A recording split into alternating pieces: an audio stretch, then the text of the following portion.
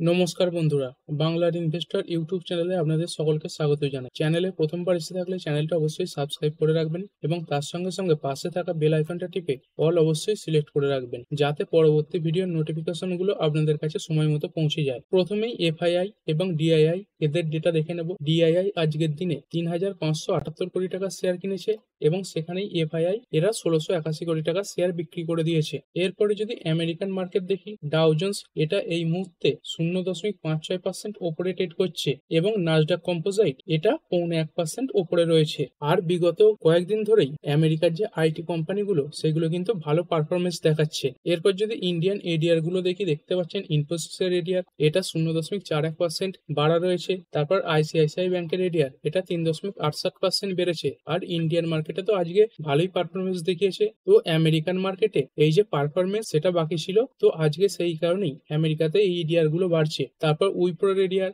এটা 0.67% পড়েছে। এইচডিএফসি ব্যাংকের এডিআর দেখতে পাচ্ছেন 4.5% ওপরে রয়েছে। মেঘমাই ট্রিপ এটা 1.96% ওপরে রয়েছে।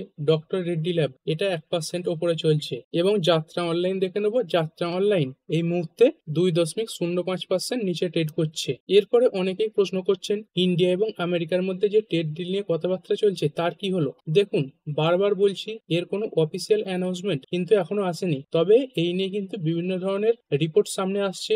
এইখানে দেখতেই পাচ্ছেন রিপোর্টের মাধ্যমে এটাই জানা যাচ্ছে যে আমেরিকার টিম তারা আবার ভারতবর্ষে আসতে চলেছে এই ট্রেড ডিল নিয়ে কথাবার্তা এগিয়ে নিয়ে যাওয়ার জন্য। আর কিছুদিন আগে তো এটাও দেখলেন যে ইন্ডিয়ার যে টিম তারা ওই আমেরিকাতে গিয়েছিল এই ট্রেড ডিলের ব্যাপারে কথাবার্তা বলতে। আর রিপোর্টের মাধ্যমে কিন্তু এটা জানা যাচ্ছে যে ট্রেড ডিল খুব তাড়াতাড়ি কিন্তু কমপ্লিট হবে না। দেখতেই পাচ্ছেন ইন্ডিয়া এবং ইউএস এর মধ্যে যে মিনি ট্রেড ডিল সেটা অক্টোবর মাস করে হতে পারে। আবার বলছি এটা কিন্তু রিপোর্টের মাধ্যমে আসছে। এরপর কথা বলবো সেবি এবং জেনস্ট্রিট। এর আগের ভিডিওতেই কভার করেছিলাম যে রিপোর্টের মাধ্যমে এই খবর সামনে আসছে, সেবি জেনস্ট্রিটকে ভারতীয় মার্কেটে আবার ট্রেডিং এর জন্য অনুমতি দিয়ে দিয়েছে। তো অফিসিয়ালি সেই খবর কিন্তু সামনে চলে এসেছে। হ্যাঁ বন্ধুরা, এটা কিন্তু অফিসিয়াল খবর। দেখতেই পাচ্ছেন Jane Street allowed to trade in Indian derivative market SEBI after lifting ban. মানে সেবি এদের উপর যে ব্যান লাগিয়ে দিয়েছিল সেটা কিন্তু তুলে নিয়েছে এবং কিছু কড়া নজরদারির মধ্যে এই জেনস্ট্রিট আবার ইন্ডিয়ান মার্কেটে তাদের যে ট্রেডিং সেটা চালিয়ে যেতে পারবে। এখানে এটাও দেখতে পাচ্ছেন SEBI said that Jane Street will have to comply with the SEBI order. মানে সেবি যা যা অর্ডার দিয়েছে সেইগুলোকে মেনে চলতে হবে। And will not engage directly or indirectly in manipulation or unfair trading. মানে এর আগে যেভাবে ইন্ডিয়ান মার্কেটে এই ম্যানিপুলেশন করেছিল সেটা যেন তারা আর না করে। এই কিছু শর্তেই সেবি জেনস্ট্রিটকে ভারতীয় মার্কেটে আবার ট্রেডিং এর জন্য অনুমতি দিয়েছে। এর সঙ্গে সঙ্গে যদি দেখেন সেবি কিন্তু আমাদের যে এক্সচেঞ্জ গুলো রয়েছে যেমন বিএসসি এনএসসি তাদের কিন্তু এই জেনস্ট্রিটের যে কার্যকলাপ সেইগুলোর উপর কড়া দৃষ্টি রাখারও নজর দিয়েছে। দেখতেই পাচ্ছেন SEBI ask exchanges to closely monitor future dealing. এরপরে যদি কথা বলি ভারতীয় এয়ারটেল এই শেয়ারটার ব্যাপারে, এটা তো নিফটি 50 স্টক এবং যদি দেখেন এর নাম ভারতীয় শেয়ার মার্কেটের প্রথম 10টা কোম্পানির মধ্যে আসে। আর আজকের দিনেই এই শেয়ার বাড়ার সঙ্গে সঙ্গে দেখতে পাচ্ছেন ভারতীয় Airtel surpasses TCS to become India's third most valuable listed company. মানে এর আগে মার্কেট ক্যাপের দিক থেকে ভারতীয় এয়ারটেল এরা 4 নম্বরে ছিল, তো আজকের দিনে এরা টিসিএস কে পেছনে ফেলে 3 নম্বরে এসে পড়েছে। এইখানে দেখতেই পাচ্ছেন 1 নম্বরে রিলায়েন্স রয়েছে, তারপরে 2 নম্বরে এইচডিএফসি ব্যাংক রয়েছে, 3 নম্বরে ভারতীয় এয়ারটেল রয়েছে আর 4 নম্বরে টিসিএস রয়েছে। আর এর আগের দিনই এই টিসিএস এরা 3 নম্বর পজিশনে ছিল। আর মার্কেটে দেখুন এই ধরনের স্থান পরিবর্তন কিন্তু চলতেই থাকে। হয়তো দেখবেন একদিন দুদিন পর টিসিএস আবার অনেকটা বেড়ে গেল, তখন দেখবেন ভারতীয় এয়ারটেল আবার 4 নম্বরে চলে এসেছে। এরকম ভাবেই কিন্তু হয়ে থাকে। এরপরে কিছু কোম্পানির কোয়ার্টার ওয়ানের রেজাল্ট নিয়ে কথা বলবো। প্রথমেই একটি কোম্পানি দেখতে পাচ্ছেন ওয়েন্ট লিমিটেড। স্টকটা যদি দেখেন আপনার মনে হবে আজকে 5.82% পড়েছে, কিন্তু যদি দেখেন শুরুর দিকে স্টকটা প্রায় 12 থেকে 13% পর্যন্ত বেড়েছিল। তো এই জায়গা থেকে যদি দেখেন তাহলে একসময় প্রায় 20% পর্যন্ত নিচে নেমে গিয়েছে এবং দিনের শেষে যদি দেখেন তাহলে টপ লেভেল থেকে প্রায় 18% এর কাছাকাছি পড়েছে। তো আজকের দিনে স্টকটাতে এরকম গ্রাফ তৈরি হওয়ার কারণ কি? দেখুন আজকের দিনে এই কোম্পানির কোয়ার্টার ওয়ানের রেজাল্ট ছিল, তো ইনভেস্টররা মনে করছিল এর যে রেজাল্ট সেটা ভালো আসবে আর সেই কারণেই বড় বাইংও এসেছিল। তারপরে দেখতে পাচ্ছেন এই যে রেজাল্ট সেটা খারাপ এসে গেছে এবং তারপরে বড় সেলিংও এসেছে। তো এই কোম্পানির যে রেজাল্ট সেটা একটু দেখে নেবো চলুন। দেখতেই পাচ্ছেন জুন 2024-এ কোম্পানির যে সেলস এটা ছিল 49 কোটি, সেখান থেকে কিন্তু বেড়ে হয়েছে 52 কোটি। তবে কোয়ার্টার অন কোয়ার্টার এই যে সেলস সেটা কিন্তু অনেকটা পরিমাণেই পড়েছে। এর আগের কোয়ার্টারে এই সেলস ছিল 75 কোটি টাকা। তবে কোম্পানির খরচা এটা কিন্তু সেলসের তুলনায় অনেকটা বেশি বেড়ে গেছে। দেখতে পাচ্ছেন এর আগের বছর সেম কোয়ার্টারে এই যে খরচা এটা ছিল 38.51 কোটি টাকা, সেটা বেড়ে হয়েছে 44.89 কোটি। আর যেহেতু খরচা বেড়ে গেছে তাই অপারেটিং প্রফিটও দেখতে পাচ্ছেন কমে গেছে। অপারেটিং প্রফিট ছিল 10.55 কোটি, সেখান থেকে পড়ে হয়েছে 7.28 কোটি। আর অপারেটিং প্রফিট পড়লে নেট যে প্রফিট সেটাও পড়ে যাওয়ার চান্স থাকে 99%। তো দেখতে পাচ্ছেন নেট যে প্রফিট সেটা কিন্তু প্রায় হাফের কাছাকাছি এসে গেছে। এর আগের বছর সেম কোয়ার্টারে এই নেট প্রফিট ছিল 7.68 কোটি টাকা, সেখান থেকে পড়ে হয়েছে 3.78 কোটি। আর এর আগের কোয়ার্টারে কত ছিল 12.89 কোটি। মানে ইয়ারলি বলুন কোয়ার্টারলি বলুন সব দিক থেকে কিন্তু এই কোম্পানির যে প্রফিট সেটা অনেকটা পরিমাণে কমে গেছে। আর এই কারণের জন্য স্টকটা আজকে টপ লেভেল থেকে প্রায় 20%-এর কাছাকাছি পড়েছে।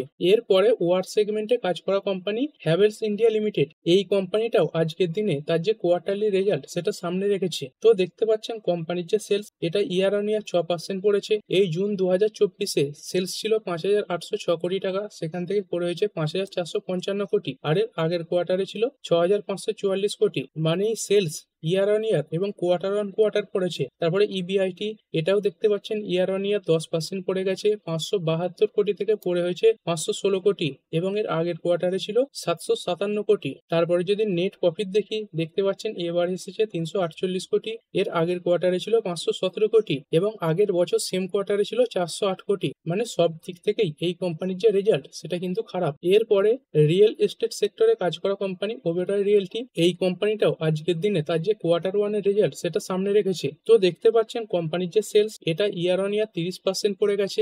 এই জুন 2024-এ এই সেলস ছিল 1405 কোটি টাকা, সেখান থেকে কমেছে 988 কোটি টাকা। আর এর আগের কোয়ার্টারে ছিল 1150 কোটি টাকা। মানে এখানেও দেখতে পাচ্ছেন সেলস ইয়ার অন ইয়ার এবং কোয়ার্টার অন কোয়ার্টার পড়েছে। তারপরে ইবিআইটি এটাও দেখতে পাচ্ছেন পড়েছে, এবার এসেছে 520 কোটি, এর আগের কোয়ার্টারে ছিল 618 কোটি এবং এর আগের বছর সেম কোয়ার্টারে ছিল 815 কোটি। কোম্পানির যে নেট প্রফিট এইটা ইয়ার অন ইয়ার 28% পড়ে গেছে, 585 কোটি থেকে পড়ে হয়েছে 421 কোটি এবং এর আগের কোয়ার্টারে ছিল 433 কোটি। এরপরে ব্যাংকিং সেক্টরে কাজ করে একটি কোম্পানি আইডিবিআই ব্যাংক লিমিটেড, এর যে কোয়ার্টার ওয়ানের রেজাল্ট সেটা দেখবো। কোম্পানির যে সেলস এটা ইয়ার অন ইয়ার 5% বেড়েছে। এবারে কোম্পানির সেলস হয়েছে 7,027 কোটি টাকা, এর আগের কোয়ার্টারে ছিল 6,983 কোটি টাকা এবং আগের বছর সেম কোয়ার্টারে ছিল 6,670 কোটি টাকা। মানে এই যে সেলস এটা ইয়ার অন ইয়ার এবং কোয়ার্টার অন কোয়ার্টার বেড়েছে। তবে কোম্পানির ইবিআইটি এটা কিন্তু ইয়ার অন ইয়ার পড়েছে, ইয়ার অন ইয়ার এটা 4% পড়ে গেছে। তবে যদি দেখেন কোয়ার্টারলি এই যে ডেটা সেটা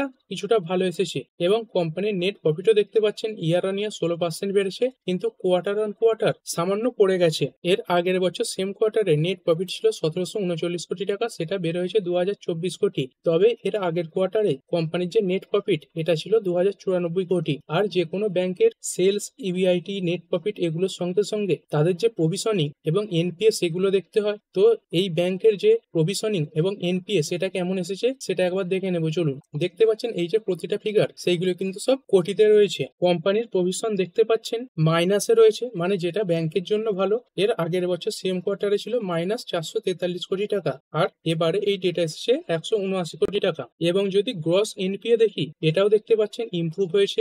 এর আগের বছর সেম কোয়ার্টারে এই যে গ্রস এনপিএ এটা ছিল 3.87%, সেখান থেকে পড়ে হয়েছে 2.93% এবং এর আগের কোয়ার্টারে ছিল 2.98%। মানে এই যে গ্রস এনপিএ এটা ইয়ারলি এবং কোয়ার্টারলি ইমপ্রুভ হয়েছে। এরপরে ইউকো ব্যাংক, এর যে সেলস এটা দেখতে পাচ্ছেন ইয়ার অন ইয়ার 7% বেড়েছে। এর আগে 6,024 কোটি ছিল, সেখান থেকে বেড়ে হয়েছে 6,436 কোটি, কিন্তু কোয়ার্টার অন কোয়ার্টার পড়েছে। এর আগের কোয়ার্টারে ছিল 6,745 কোটি। তবে এই যে ইবিআইটি এটা ইয়ারলিও বেড়েছে এবং কোয়ার্টারলিও বেড়েছে, এবার এসেছে 3,982 কোটি। এর আগের কোয়ার্টারে ছিল 3,690 কোটি এবং এর আগের বছর সেম কোয়ার্টারে ছিল 3,797 কোটি। এরপরে যদি নেট প্রফিট দেখি, নেট প্রফিট এর আগের বছর সেম কোয়ার্টারে 551 কোটি ছিল, সেখান থেকে বের হয়েছে 607 কোটি। তবে কোয়ার্টারলি এই যে নেট প্রফিট সেটা কিছুটা পড়েছে। এর আগের কোয়ার্টারে এই যে নেট প্রফিট এটা ছিল 652 কোটি। এরপর যে প্রভিশনিং এবং এনপিএ এগুলো দেখবো। তো দেখতে পাচ্ছেন এই যে প্রতিটা ফিগার সেগুলো কিন্তু সব লাখে রয়েছে। যদি দেখেন এই ব্যাংকের যে প্রভিশন সেটা কিন্তু অনেকটাই বেড়েছে। দেখতে পাচ্ছেন 45,876 ছিল, সেখান থেকে বের হয়েছে 61,606। তবে গ্রস যে এনপিএ সেটা কিছুটা ইমপ্রুভ করেছে। গ্রস এনপিএ দেখতে পাচ্ছেন 3.32% ছিল, সেখান থেকে পড়ে হয়েছে 2.63%, এবং এর আগের কোয়ার্টারেও ছিল 2.69%। মানে এই যে এনপিএ, এদিক থেকে কিন্তু ইয়ারলি এবং কোয়ার্টারলি অনেকটাই ইমপ্রুভমেন্ট এসেছে। এর পরের company PNB housing finance limited. কোম্পানির যদি সেলস দেখেন, ইয়ার অন ইয়ার 14% বেড়েছে। জুন 2024 কোয়ার্টারে ছিল 1813 কোটি, সেখান থেকে বের হয়েছে 2064 কোটি, এবং এর আগের কোয়ার্টারে ছিল 2030 কোটি। এরপরে ইবিআইটি এটাও দেখতে পাচ্ছেন 1660 কোটি, এইখান থেকে বের হয়েছে 1928 কোটি, এবং এর আগের কোয়ার্টারে ছিল 1905 কোটি। নেট প্রফিট যদি দেখি, ইয়ারলি বেড়েছে, এর আগে ছিল 439 কোটি, এবার এসেছে 532 কোটি, তবে এর আগের কোয়ার্টারে ছিল 567 কোটি। মানে সেলস এবং ইবিআইটি এগুলো ইয়ারলি এবং কোয়ার্টারলি দুটোই বেড়েছে, তবে যে নেট প্রফিট এটা ইয়ারলি বাড়লেও কোয়ার্টারলি কিছুটা পড়েছে। তবে যদি ওভারঅল দেখেন, এই কোম্পানির যে নাম্বার সেটা কিন্তু ভালোই এসেছে। এরপরে কিছু কোম্পানির জন্য কিছু খবর এসেছে, সেগুলো আলোচনা করে নেব। দেখতে পাচ্ছেন টিটাগড় রেল সিস্টেম লিমিটেড, আজকের দিনে স্টকটা প্রায় 1.5% কাছাকাছি বেড়েছে। তো কি কারণে বেড়েছে? দেখতে পাচ্ছেন এই কোম্পানিটা ইন্ডিয়ান রেলওয়ের তরফ থেকে 312 কোটি মূল্যের একটি নতুন অর্ডার পেয়েছে। এরপরে জিপিটি ইনফ্রা প্রজেক্ট লিমিটেড, এই কোম্পানিটা দেখতে পাচ্ছেন 12টা সাড়ে 12টার পর একটা বড় জাম্প দেখিয়েছে। তো এর পেছনে কি কারণ রয়েছে? এই কোম্পানিটা দেখতে পাচ্ছেন এরা ইনফ্রা সেক্টরে কাজ করে থাকে, এবং এই ইনফ্রা ক্ষেত্রেই এই কোম্পানিটা 351 কোটির একটি অর্ডার পেয়েছে। আর কোম্পানির যদি মার্কেট ক্যাপাসিটি দেখেন, সেটা কিন্তু খুবই কম, 1667 কোটি মার্কেট ক্যাপাসিটি রয়েছে। তো সেখানে এই কোম্পানিটা প্রায় 350 কোটির কাছাকাছি একটি অর্ডার পেয়েছে। তো মার্কেট ক্যাপের তুলনায় এই যে অর্ডারের পরিমাণ সেটা যথেষ্ট বেশি। তো সেই কারণে অর্ডার আসার সঙ্গে সঙ্গে এই যে স্টকটা এতটা পরিমাণে বেড়েছে। এরপরে অ্যাপকনস ইনফ্রাস্ট্রাকচার লিমিটেড, এরাও একটি বড় অর্ডার পেয়েছে। এই কোম্পানিটা দেখতে পাচ্ছেন এই যে ক্রোয়েশিয়া, এই যে দেশটা রয়েছে, সেখানে রেলওয়ে প্রজেক্টের জন্য 6,800 কোটি টাকার একটি অর্ডার পেয়েছে। আর এই কোম্পানির যদি মার্কেট ক্যাপাসিটি দেখেন, তাহলে সেটা আছে 15,399 কোটি টাকা। মানে এই যে অর্ডার, এটাও কিন্তু মার্কেট ক্যাপাসিটির তুলনায় ভালোই বড় অর্ডার। এরপরে বিএমএল লিমিটেড, এই স্টকটার ব্যাপারে কথা বলবো। এই কোম্পানিটা স্টক স্প্লিট দিতে চলেছে। দেখতেই পাচ্ছেন BML announce 1:2 stock split, share price down. মানে এই কোম্পানিটা স্টক স্প্লিট দিতে চলেছে। মানে আপনার পোর্টফোলিওতে যদি বিএমএল এই কোম্পানির একটি শেয়ার থেকে থাকে, তাহলে আপনার সে একটি শেয়ার ভেঙে দুটি শেয়ার হয়ে যাবে, এবং তার সঙ্গে সঙ্গে স্টকের যে প্রাইস সেটাও কিন্তু হাফ হয়ে যাবে। মানে আপনার কাছে যদি একটি শেয়ার থেকে থাকে যার মূল্য দেখতে পাচ্ছেন 4,372, তো অ্যাভারেজ যদি ধরে নিই 4,000 টাকা, তাহলে আপনার পোর্টফোলিওতে এর দুটো শেয়ার হয়ে যাবে, এবং এই যে শেয়ারের মূল্য সেটাও কিন্তু 2,000 টাকাই হয়ে যাবে। তো এরকমটা কিন্তু ভাবার কারণ নেই যে শেয়ার ডবল হয়ে যাবে, তার সঙ্গে সঙ্গে শেয়ারের যে প্রাইস সেটাও একই থাকবে। এরপরে ইউএস এর ডলার ইন্ডেক্স দেখে নেবো। ইউএস এর ডলার ইন্ডেক্স আজকের দিনে কিছুটা দুর্বল হয়েছে, দেখতে পাচ্ছেন 0.64% পড়ে গেছে। এবং যদি ইন্ডিয়ার রুপি দেখি, ইন্ডিয়ার রুপি দেখতে পাচ্ছেন আস্তে আস্তে কিন্তু দুর্বল হয়ে পড়ছে। 5 দিনেও যদি দেখেন, প্রায় 0.5%-এর কাছাকাছি দুর্বল হয়ে পড়েছে। ইন্ডিয়ান রুপি দেখতে পাচ্ছেন এই মুহূর্তে 86.24-এর কাছে চলছে। আর আগেও বারবার বলেছি, এই ইন্ডিয়ান রুপি এটা যত দুর্বল হবে, এফআইআই দের বিক্রি কিন্তু ততই বাড়বে। তো দেখতে পাচ্ছেন এই ইন্ডিয়ান রুপি বাড়ার কারণে এফআইআই দের সেলিং কিন্তু বেড়েই চলেছে। তো এই ইন্ডিয়ান রুপি যদি কন্ট্রোলের মধ্যে না আসে, তাহলে কিন্তু এফআইআইরা ভারতীয় মার্কেটে নতুন ভাবে সেভাবে ইনভেস্ট করবে না। এরপরে যদি গোল্ড দেখি, গোল্ড দেখতে পাচ্ছেন 24 ক্যারেট 1 গ্রাম 10,015 টাকায় চলছে, এবং আজকের দিনেও 11 টাকা বৃদ্ধি পেয়েছে। এরপরে বিটকয়েন দেখে নেবো।